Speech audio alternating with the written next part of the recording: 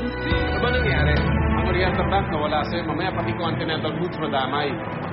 Maybe because someone was not paying that much attention to the plan, kaya ayan, nalusutan tayo. Ikaw ang nag-set up ng buyback, diba? Bakit hindi nag-push through? Madami akong ginagawa. Tulad ng...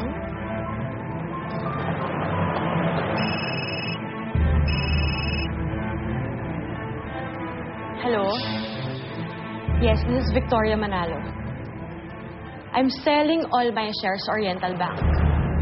I have no more use for the company. Yes.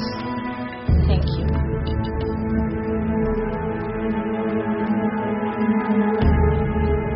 You're not a quitter, Victoria. Kilala kita.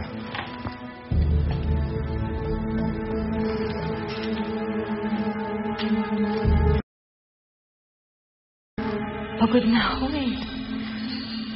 Pagod na ako. I just want to settle down. And I don't know if you can understand that.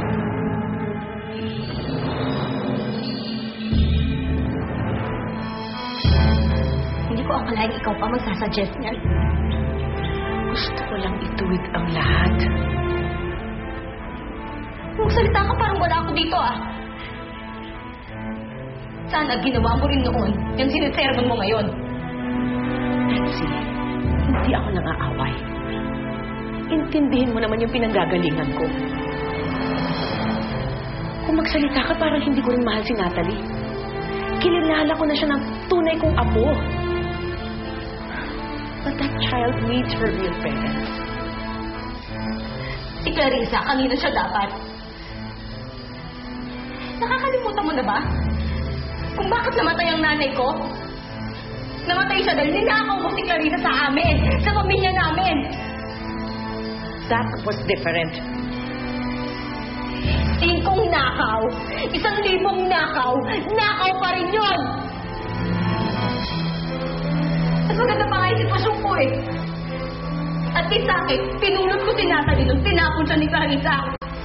Eh ikaw, buhay pa yung nanay ko nung ninakaw mo si Clarissa sa amin. Paalala lang, tita mo Nina. Sa susunod, bago ka mag-sermon, tingnan mo muna ang sarili mo sa salamin.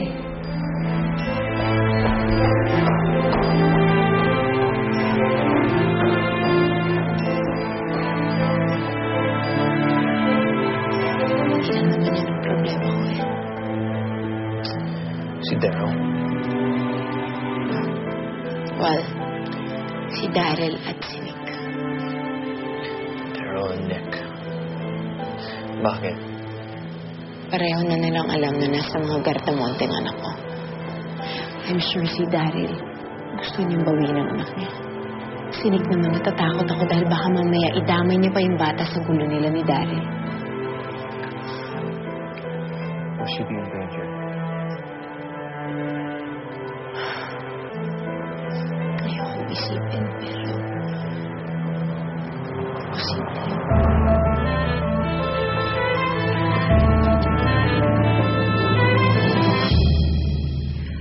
So, what do I have to do to get someone's attention here?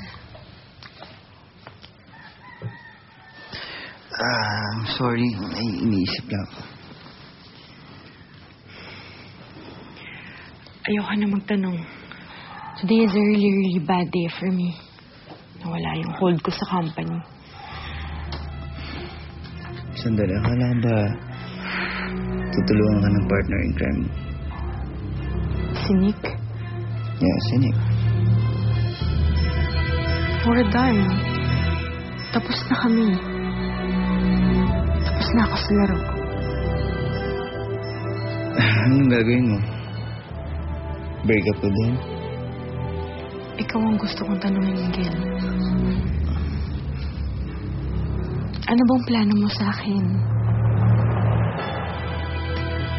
Ikaw, ano ba nasa isip mo? I just really want to get away from all of this. Iiwanan ko ang lahat para sa'yo. I'm willing to break up with Nick. Seryoso ba talaga sa akin? Alam mo, Victoria, hindi bigyan mo na ako ng sapat na panahon para makapag-desisyon.